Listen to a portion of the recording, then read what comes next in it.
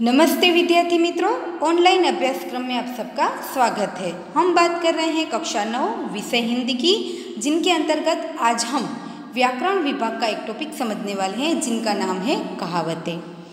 कहावत का नाम आप सबने सुना है, तो आप अब तक कहावत का प्रयोग करके भी आए हैं। जब पढ़ते हैं, लिखते हैं, जिनमें आपने कभी न कभी कहावतों का प्रयोग किया हुआ है। तो आज हम समझने वाले हैं कि आखिर यह कहावत किसे कहते हैं, उनका अर्थ क्या होता है, उनके लक्षण कौन कौन से होते हैं, या तो उनकी परिभाषा क्या है। और आप देखेंगे तो आपकी पाठ्य पुस्तक में कई सारी कहावतें दी गई है जो जिनमें से आपको पेपर में पूछी जा सकती है। तो सबसे पहले हम देखेंगे कि आखिर यह कहावत किसे कहते हैं, उनके बाद यहाँ जितनी कहावत दी गई है उनकी समझूती आज हम प्राप्त करेंगे। तो विद्यार्थी मित्रों, कहावत किसे कहा जाता है, उनके बारे में हम देखें तो यहाँ उनकी व्याख्या लिखी हुई है, या तो हमारे व्यवहार में उनकी क्या उपयोगिता है, उनकी समझूती भी यहाँ पर लिखी हुई है। तो सबसे पहले हम जानते हैं कि कहावत किसे कहते हैं, उनका अर्थ क्या है। तो जीवन के व्यापक अनुभवों को सामान्य शब्दों में व्यक्त करना ही कहावत कहलाता है। यानी कि हमारे जीवन में हमें जो अनुभव होते हैं उनको सामान्य शब्दों में प्रकट करना या तो व्यक्त करना ही कहावत कहलाता है।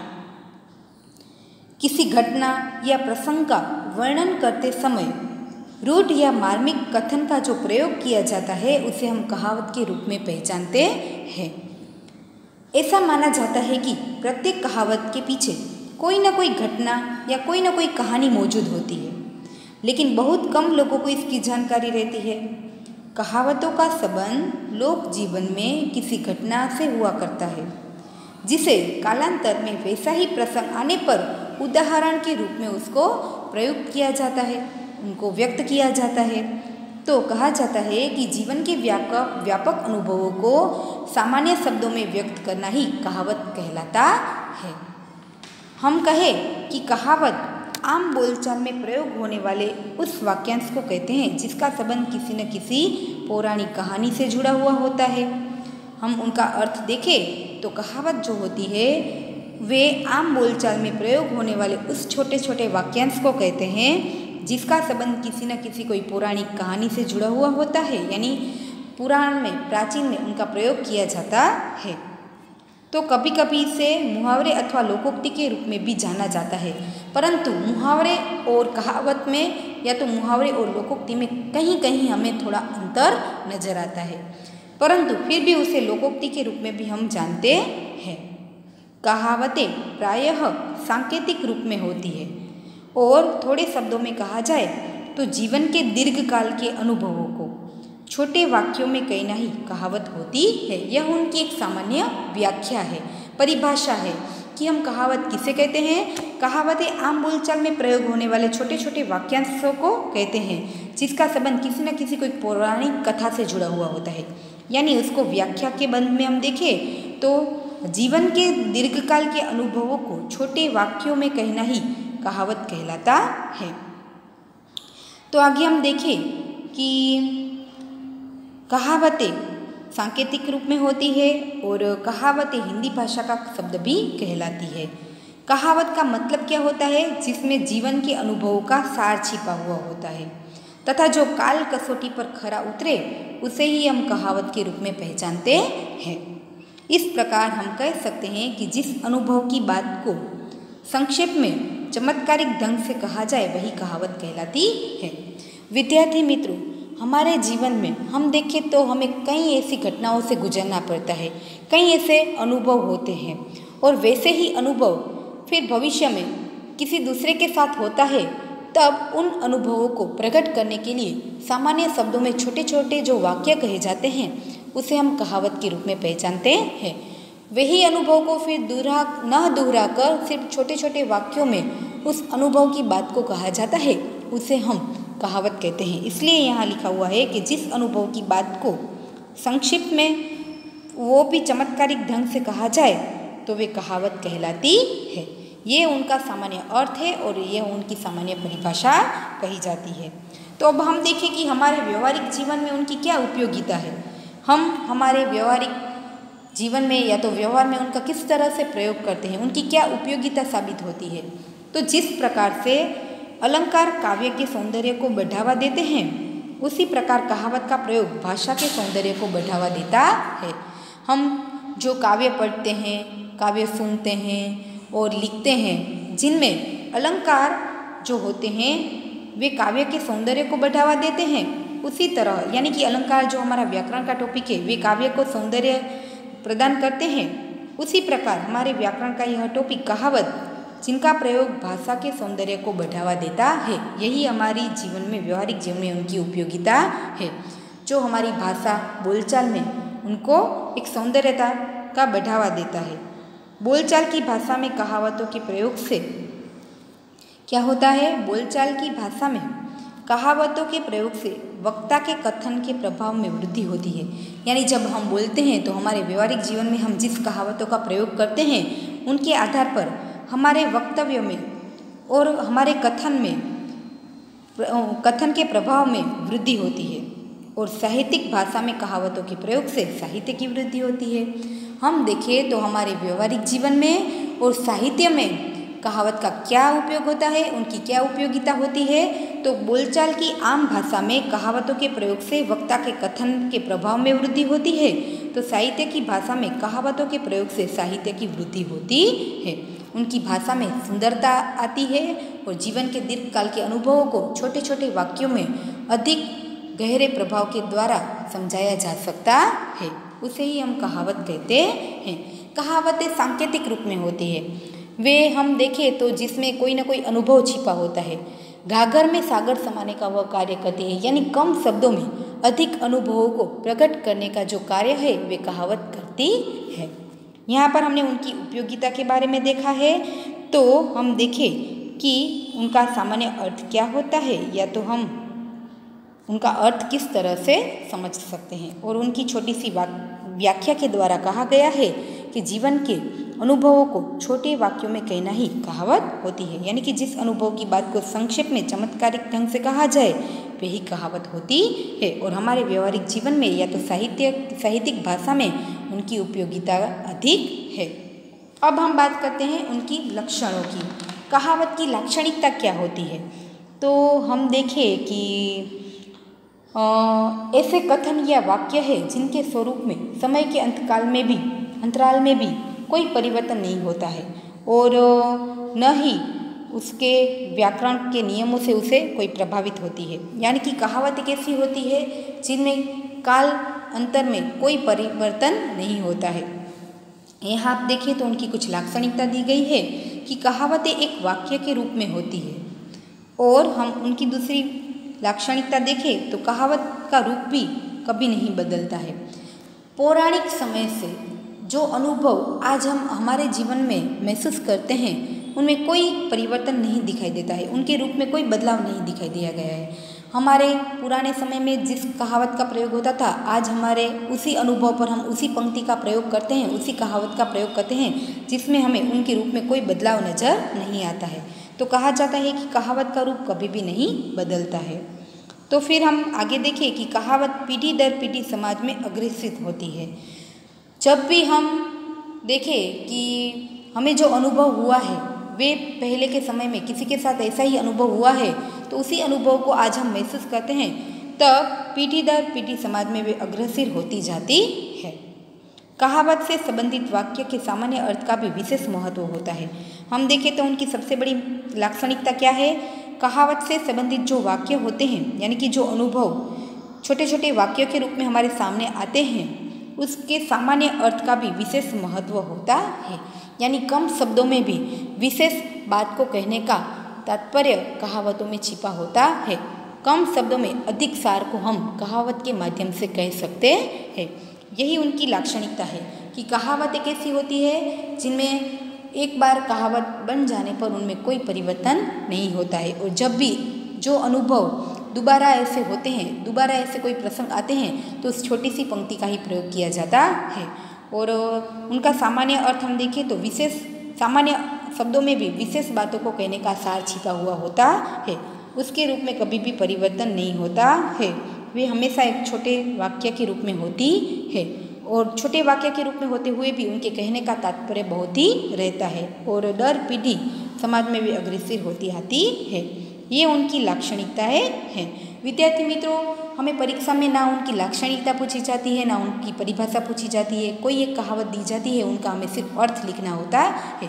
परंतु आखिर कहावत किसे कहते हैं, उनकी परिभाषा क्या होती है, जिस कहावत का हम हमारे व्यवहारिक जीवन में प्रयोग करते हैं उनका अर्थ क्या होता है, उनकी क्या उपयोगिता होती है, उनके बारे में हमने यहाँ पर समझूती प्राप्त की है। तो अब हम बात करें कि आपकी जो पाठ्य पुस्तक है उनमें कई कहावतें दी गई है, उनको भी हमें समझना है, क्योंकि उनके आधारित ही हमें उनके अर्थ लिखने हैं। आप अपनी पाठ्य पुस्तक में देखेंगे तो यहाँ पर भी कहीं कहीं उनकी व्याख्या दी गई है। हम उदाहरण के आधार पर कहावतों को समझेंगे। हम लोगों को उचित है कि दूसरे के लिए जिए। यहाँ पर एक छोटा सा उदाहरण दिया गया है, जिनके आधार पर कहावत किसे कहते हैं उससे हमें समझना है। हम लोगों को उचित है कि दूसरों के लिए जिए, यानी इसमें परोपकार की बात की गई है। जो तन यानी शरीर और मन धन से परोपकार करते हैं वे ही धन्य होते हैं। यदि अपने के लिए जन्म गंवा दिया तो क्या, अपना पेट तो कुत्ता भी भर लेता है। यहाँ पर हम देखें तो यह एक कहावत का प्रयोग किया गया है। उपयुक्त अनुच्छेद यानी ऊपर जो परिच्छेद दिया गया है, पैराग्राफ दिया गया है, जिसमें अपना पेट तो कुत्ता भी भर लेता है, वह एक कहावत है जो अर्थ का पूर्ण रूप से स्पष्ट करने वाला स्वतंत्र वाक्य है। यानी कि कहावतें अर्थ को पूर्ण करने वाले छोटे छोटे स्वतंत्र वाक्य होते हैं। यह भी उनकी एक लाक्षणिकता है, जिसका उपयोग किसी कही हुई बात के समर्थन में किया जाता है। यहाँ हम देखें तो कहावत का संबंध किसी न किसी घटना से हुआ करता है। यह भी हम उनकी एक छोटी सी व्याख्या के रूप में जानते हैं। कहावत का संबंध कब होता है, किसी न किसी घटना से हुआ करता है। लोग उस घटना से संबंधित कोई पंक्ति घड़ लेते हैं और जब कभी वैसा ही प्रसंग आता है तब उस पंक्ति को दोहराकर घटना जनित बातों की पुष्टि करते हैं। विद्यार्थी मित्रों, आप अपनी पाठ्य पुस्तक में क्या करेंगे, इनको रेखांकित कर देंगे। यह हमारी व्याख्या के रूप में कहावत का अर्थ है। कहा जाता है कि लोग उस घटना से संबंधित कोई पंक्ति घड़ लिया करते हैं और जब कभी वैसा ही प्रसंग आता है तब उस पंक्ति को दोहराकर उस घटनाजनों की बातों की पुष्टि किया जाता है। यदि कोई किसी कार्य को बहुत ही सुंदर ढंग से प्रस्तुत करने की बात करे और प्रस्तुतिकरण का मौका देने पर कोई बहाना बनाए, उसके बारे में कहा जाए नाच न जाने आंगन टेढ़ा। यह एक कहावत है। हम उदाहरण के आधार पर देखें तो कोई व्यक्ति क्या करते हैं, अपने बारे में ज़्यादा प्रभावित बातें करते हैं। वे कहते हैं कि मैं तो बहुत ही अच्छा नाच सकता हूँ, मैं नाचने का आपको एक डेमो भी दे सकता हूँ, यानी मैं बहुत ही अच्छा नाच सकता हूँ। परंतु जब कोई हम देखें कि उसे मौका दिया जाए तो उसको नाचना तो नहीं आता है, लेकिन वे अपने बातों में बार बार कहता है कि मैं अच्छा नाच सकता हूँ, अच्छा नाच सकता हूँ। जब उसे मौका दिया जाए तो उस वक्त उसे नाचना नहीं आता है, तो वे क्या करेगा, अपना आरोप दूसरी बातों पर लगाएगा। जब उसे नाचना नहीं आता है तो वे उनकी बात को दूसरों पर लगा देगा, यानी प्लेटफॉर्म अच्छा नहीं है, म्यूजिक अच्छा नहीं है, और इस तरह बहाने बनाता है। तब कहा जाता है कि नाच न जाने आंगन टेढ़ा, उस कहावत का प्रयोग किया जाता है। और जब दूसरे को भी ऐसा ही अनुभव होता है, दूसरे के साथ भी ऐसी ही घटना होती है, तब इस पंक्ति का प्रयोग किया जाता है कि नाच न जाने आंगन टेढ़ा। अर्थात जब कोई विशेष अनुभव सामान्य जनजीवन में सबके मन और बुद्धि पर प्रभाव डालने में समर्थ हो जाता है, तब उस अनुभव का कथन कहावत के रूप में धारण किया जाता है। यहाँ हमने देखा कि नाच न जाने आंगन टेढ़ा, कोई व्यक्ति अपनी बात को प्रभावित ढंग से कहता है, परंतु वे खुद उस बात को अच्छे से पहचानता नहीं है, और जब उसे मौका दिया जाए और वे प्रकट नहीं कर पाता है तब उनका आरोप दूसरी बातों पर लगा देता है। और वैसी ही घटना जब दूसरों के साथ बनती है तो उस अनुभव को थोड़े से शब्दों में कहने पर कहा जाए तो उसे हम कहावत के रूप में पहचानते हैं। तो विद्यार्थी मित्रों, अब हम देखें कि हमने पहले ही देखा कि कहावत को मुहावरे या तो लोकोक्ति के रूप में भी पहचाना जाता है, परंतु लोकोक्ति और मुहावरे तथा कहावत में कहीं कहीं हमें अंतर नजर आता है। तो हम देखें कि यहाँ लिखा हुआ है कि कहावत लोकों से संबंधित है। कहावतें जो होती है वे लोगों के जीवन के घटनाओं के आधारित ही होती है, यानी लोक से ही संबंधित है, इसलिए इसका नाम लोकोक्ति भी रखा गया है। हम देखिए तो कहावत को लोकोक्ति के रूप में भी पहचाना जाता है। तो अब हम जानते हैं कि लोकोक्ति शब्द जो है उनका अर्थ क्या है। तो लोकोक्ति शब्द दो शब्दों से बना हुआ है, लोक और उक्ति, जिसका अर्थ क्या होता है? लोकों में प्रचलित उक्ति या तो वाक्य या तो कथन। हम जानते हैं कि कहावत को लोकोक्ति के नाम से भी पहचाना जाता है। तो कहावत को जिस तरह लोकोक्ति के रूप में पहचानते हैं, तो उस लोकोक्ति शब्द का अर्थ क्या है? तो लोकोक्ति शब्द दो शब्दों से बना हुआ है, लोक और उक्ति, जिनका अर्थ होता है लोकों में प्रचलित उक्ति या तो वाक्य। ऐसा कथन जो व्यापक लोक अनुभव पर आधारित हो उसे लोकोक्ति या कहावत कहते हैं।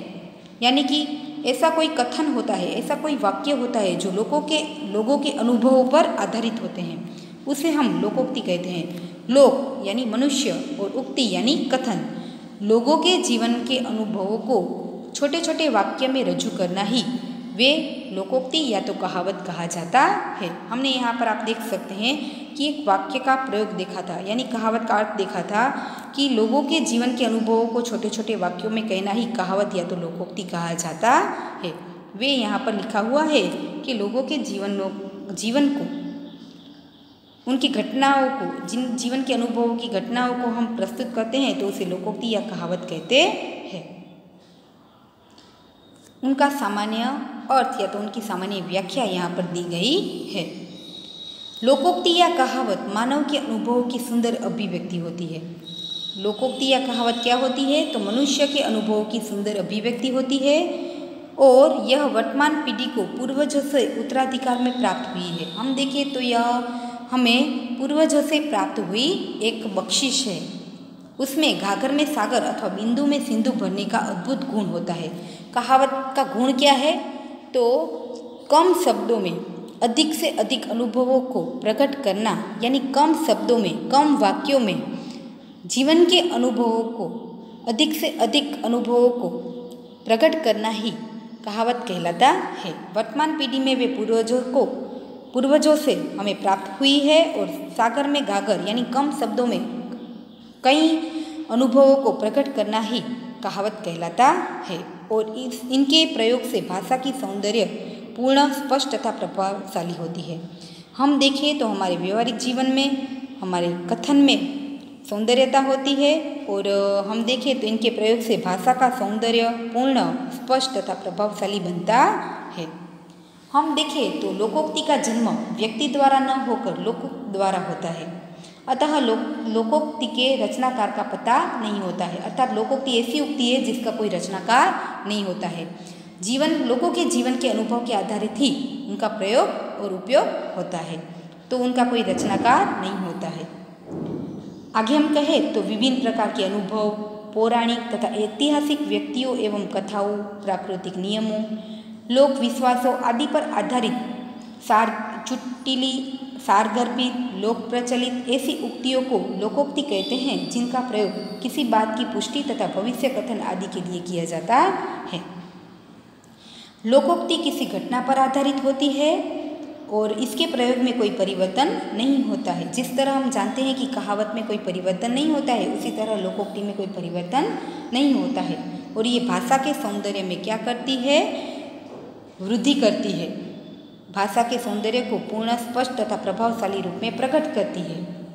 लोकोक्ति के पीछे कोई न कोई कहानी या तो घटना छिपी हुई होती है। उससे निकली बात बाद में लोगों के जुबान पर जब चल निकलती है तब लोकोक्ति कही जाती है। यानी कि मनुष्य के जीवन के अनुभवों को जब बार बार वही प्रसंग होते हैं तब ऐसी उक्ति का उच्चारण होता है। उनके अनुभवों को ऐसी पंक्तियों के माध्यम से कहा जाता है, उसे ही हम कहावत या लोकोक्ति के रूप में पहचानते हैं। तो इस तरह हम विद्यार्थी मित्रों हम कह सकते हैं कि प्रत्येक कहावत के पीछे कोई न कोई घटना छिपी होती है। कम लोगों को उनकी जानकारी होती है, परंतु उनका संबंध लोक जीवन में घटी कोई न कोई घटना से हुआ करता है और जिसे कालांतर में वैसे ही प्रसंग आने पर उदाहरण के रूप में हम उनका प्रयोग करते हैं। और वे आम बोलचाल में प्रयोग होने वाले छोटे छोटे वाक्यांश को कहते हैं, जिनका संबंध किसी न किसी पौराणिक कहानी से जुड़ा हुआ होता है, उसे हम कहावत कहते हैं। तो उसे हम दूसरे नाम लोकोक्ति के रूप में भी पहचानते हैं। यानी कहावत को हम दूसरी भाषा में लोकोक्ति भी कहते हैं। विद्यार्थी मित्रों, आप यहाँ देखेंगे तो आपकी पाठ्य पुस्तक में कई ऐसी कहावतें दी गई है जो हमें जिनके आधारित परीक्षा में कोई भी कहावत पूछी जा सकती है। परंतु हमें यह बात याद रखनी है कि हमें जिस तरह की सूचना दी गई है उनके आधार पर हमें कहावतों को तैयार करना है। यदि कहावत में सिर्फ अर्थ ही पूछा गया है तो हम सिर्फ अर्थ लिखेंगे। यदि उनका वाक्य प्रयोग पूछा गया है तो हम उनका वाक्य प्रयोग भी लिखेंगे। आप देख सकते हैं यहाँ प्रमुख कहावतें यानी लोकोक्तियाँ दी गई है, उनका अर्थ एवं वाक्य प्रयोग भी दिया गया है, परंतु हमें परीक्षा में सूचना के आधार पर लिखना है। आप देखेंगे तो यहाँ पर जिन शब्दों के नीचे रेखांकित किया गया है वे हमारी कहावत है जो हमें पेपर में पूछी जा सकती है। और आप देख सकते हैं यहाँ जितने काउंट्स दिए गए हैं वे उनका अर्थ है यानी वे उनका उत्तर है। परीक्षा में यदि सिर्फ हमें अर्थ पूछा जाता है यानी कि जिस कहावत पूछी गई है सिर्फ उनका अर्थ पूछा गया है तो हम सिर्फ क्या करेंगे, यही लिखेंगे। परंतु जब हमें जो कहावत दी गई है उनका अर्थ भी पूछा जाए और उनका वाक्य प्रयोग पूछा जाए तो इस तरह हम वाक्य के प्रयोग करेंगे और उनमें कहावत का प्रयोग करेंगे। ज़्यादातर हमें सिर्फ उनके अर्थ पूछे जाते हैं तो यह हमारी कहावत है और ये सिर्फ उनका अर्थ है। हमें क्या करना है, उनके अर्थ को याद रखना है और उनके अर्थ के आधारित हम कोई भी वाक्य बना सकते हैं। परंतु वाक्य बनाते समय हमें जो कहावत पूछी गई है उनका प्रयोग होना चाहिए। उदाहरण के आधार पर देखते हैं और कहावतों को समझते हैं। पहली कहावत है अंत भले का भला। उनका अर्थ है अच्छे काम का परिणाम अच्छा होता है, यानी कि शैलेश कष्ट सहकर भी ईमानदारी से परिश्रम करता है, इसी कारण वो आज ऊंचे पद पर पहुंच गया है, इसलिए कहा जाता है अंत भले का भला। आप जब भी कोई अच्छा काम करते हैं तो उनका आपको परिणाम भी अच्छा प्राप्त होता है। यदि आप बुरा काम करेंगे तो आपको बुरा परिणाम प्राप्त होगा, अच्छा काम करेंगे तो आपको अच्छा परिणाम प्राप्त होगा। उदाहरण यहाँ लिखा है कि शैलेश क्या करता है, हमेशा ईमानदारी से परिश्रम करता है, इसी ही कारण उसे अच्छे से अच्छे पद प्राप्त होते हैं, इसलिए ही कहा गया है कि अंत भले का भला। यदि आप अच्छा काम करेंगे तो आपको परिणाम भी अच्छा प्राप्त होगा। दूसरी कहावत है अंधेर नगरी चौपट राजा, टके सिर बाजी टके सिर खाजा। तो हम देखें कि उनका अर्थ क्या है, अयोग्य शासक के कारण कुप्रशासन। उस कार्यालय का कोई कर्मचारी काम नहीं करता है क्योंकि वहाँ का अधिकारी ही भ्रष्ट है। चारों तरफ अंधेरी अंदर हो तब इस बात का प्रयोग किया जाता है, यानी यदि कोई बड़ा कर्मचारी है वे ही अज्ञान होगा तो उनके नीचे कार्य करने वाले व्यक्ति का कार्य भी अच्छा नहीं होगा।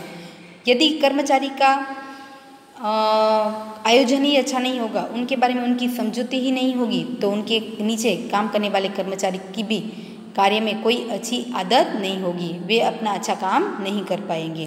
तब कहा जाता है अयोग्य शासन हो तो उनके कारण आयोजन भी कुप्रशासन होता है, तब कहा जाता है कि अंधेर नगरी चौपट राजा, टके सिर बाजी टके से खाजा। तीसरी कहावत है अंधी पीसे कुत्ता खाए, यानी काम कोई करता है और फल किसी को मिलता है। अंधा व्यक्ति जब अनाज पीसता है तो जब कुत्ता आ जाता है तब उसे पता नहीं चलता है और वे उनका अनाज खाकर चला जाता है। तो अंधा व्यक्ति मेहनत करता है पर खाना किसी और को मिलता है, अन्न किसी और को मिलता है, तो कहा जाता है कि काम कोई करे और उनका फल किसी और को मिलता है।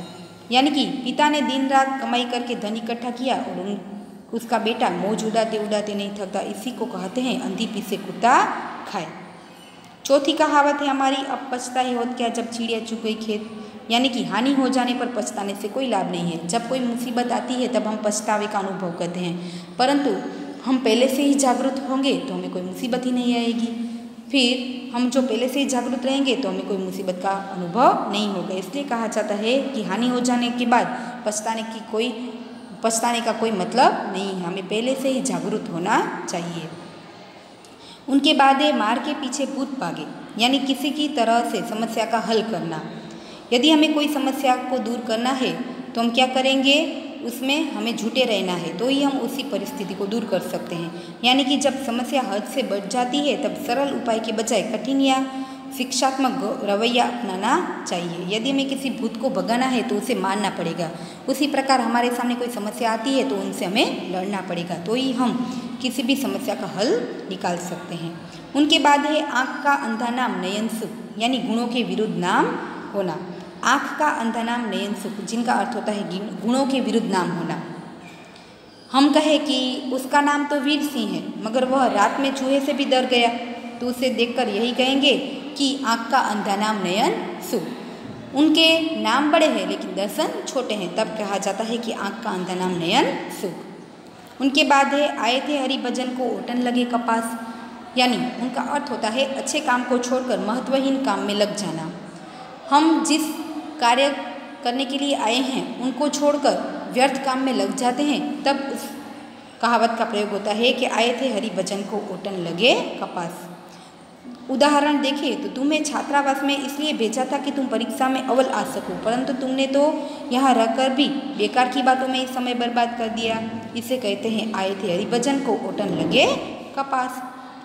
महत्वपूर्ण काम को छोड़कर व्यर्थ काम में लग जाना, तब इस कहावत का प्रयोग होता है। उनके बाद है एक पंथ दो काज, एक साधन से दो काम होना।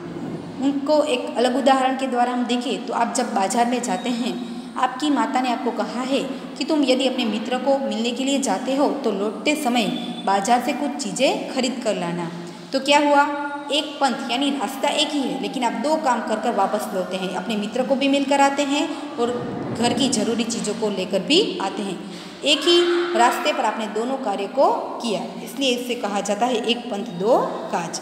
उनके बाद की कहावत को हम देखें तो लिखा है कि कंगाली में आटा गीला, यानी मुसीबत में और मुसीबत आना।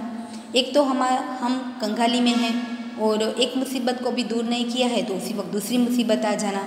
यानी आटा आपके पास थोड़ा है और उसमें यदि गलती से पानी ज़्यादा पड़ जाता है तो वो आटा गूँथा नहीं जाएगा, तब कहा जाता है कि मुसीबत में दो और मुसीबत आना। व्यापार हेतु कल बैंक से रुपया उधार लिया था, वह भी चोरी हो गया। यानी एक तो बैंक जाकर रुपया लेने का कार्य होता है और फिर वे भी चोरी हो जाता है।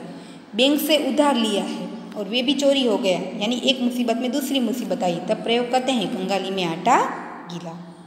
कहाँ राजा भोज कहाँ गंगू तेली, इस कहावत को हम देखें, दो व्यक्तियों की स्थिति में अंतर हो तब इस कहावत का प्रयोग होता है।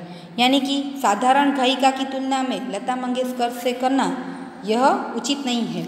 कोई व्यक्ति हम देखें तो बहुत ही गुणवान है और कोई सामान्य व्यक्ति की तुलना उस गुणवान व्यक्ति से की जाए, तब हम उस प्रयोग करते हैं कि कहाँ राजा भोज कहाँ गंगू तेली। लता मंगेशकर है, उनकी आवाज़ बहुत ही मधुर है और कोई सामान्य संगीतकार की तुलना उसके साथ की जाए, यानी दोनों व्यक्तियों की स्थितियों में अंतर हो फिर भी उनकी तुलना एक दूसरे के साथ की जाए, तब कहा जाता है कि कहाँ राजा भोज कहाँ गंगू तेली। इनके बाद है ईश्वर की माया, कहीं धूप कहीं छाया। भाग्य की विचित्रता, यानी कुछ लोग दूसरों के लिए मंदिर तथा धर्मशालाएं बनवाते हैं तथा कुछ अपने लिए भी कम समय का भोजन नहीं जुटा पाते हैं। इसे कहते हैं ईश्वर की माया, कहीं धूप कहीं छाया। यानी हमारे नसीब की बात की गई है। यदि हमारे नसीब अच्छे होते हैं तो हमारे साथ बहुत ही अच्छा होता है, यदि हमारे भाग्य बुरे हैं तो हमें उनका कर्म भुगतना ही पड़ता है।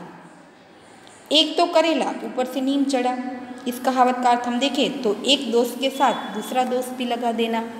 जब आप कोई बुरा काम करते हैं तो आपको क्या होता है, डांट पड़ती है, और डांट पड़ी है और दूसरा आकर भी आपको डांट जाता है तो एक दोस्त के साथ दूसरा दोस्त चढ़ना। और हम देखें तो इनका अर्थ क्या होता है, एक तो करेला है ऊपर से नीम चढ़ा है, यानी वह एक शराबी तो है फिर जुआ भी खेलने लगा है। तब हम कहते हैं कि उनका एक दोस्त तो यह है कि वे शराबी है और फिर साथ साथ जुआ भी खेलता है, एक दोस्त के साथ दूसरा दोस्त भी लग जाना, तब इस कहावत का प्रयोग होता है। फिर है काठ की हांडी बार बार नहीं चढ़ती, यानी छल कपट तथा चालाकी से एक ही बार काम निकलता है।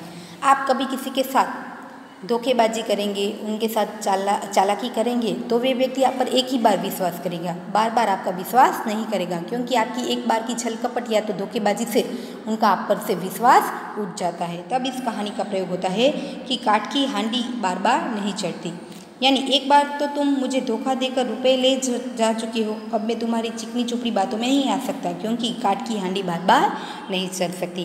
कहा जाता है कि व्यक्ति क्या करते हैं, किसी का विश्वास प्राप्त करना बहुत ही कठिन काम होता है। यदि आपने किसी को एक बार धोखा दे दिया, एक बार छल कपट कर दिया, तो वे व्यक्ति आपका एक ही बार क्या करेगा, विश्वास करेगा, बार बार आपका विश्वास नहीं करेगा।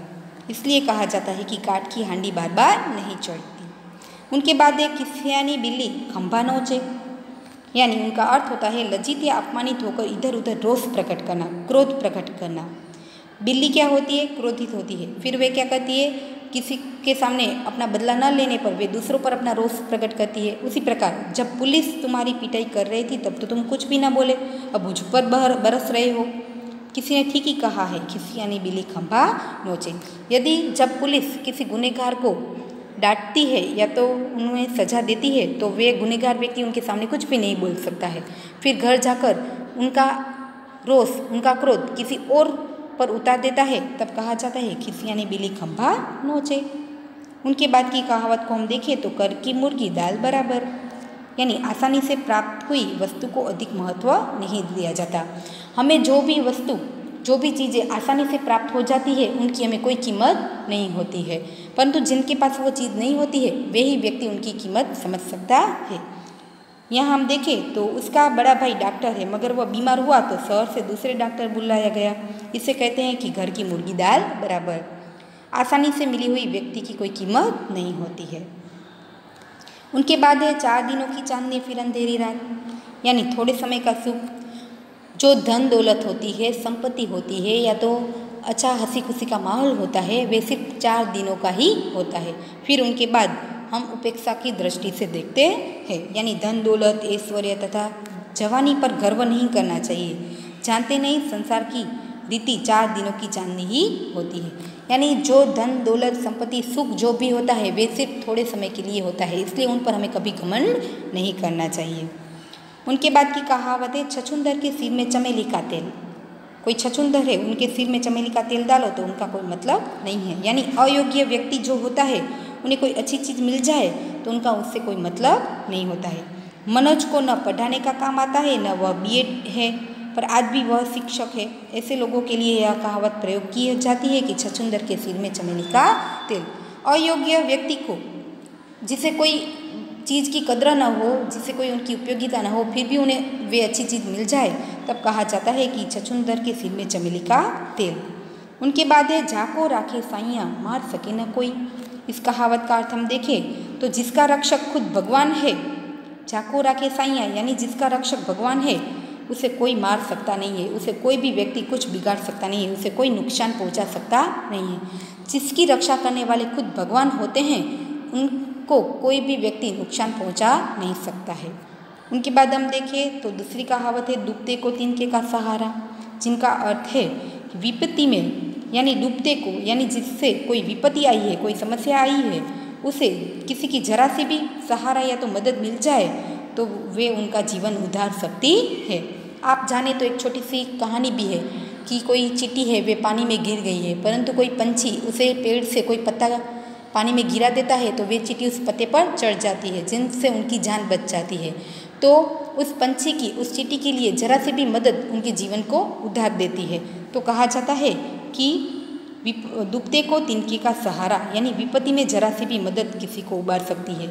वह जीवन से निराश हो चुका है, तुम थोड़ा सा उत्साह दे दो तो शायद वह उबर जाए, यानी डूबते को तिनके का सहारा मिल जाए। नाम बड़े दर्शन छोटे, इस कहावत को आपने कई बार सुना होगा। कहा जाता है कि जिनकी प्रसिद्धि अधिक है परंतु उनके तत्व या तो गुण बिल्कुल नहीं है। तुम्हारे विद्यालय की बहुत ही प्रशंसा सुन रखी थी, पर आकर देखा तो पढ़ाई का कोई स्तर नहीं है, कोई गुण नहीं है, तब कहा जाता है कि नाम बड़े दर्शन छोटे।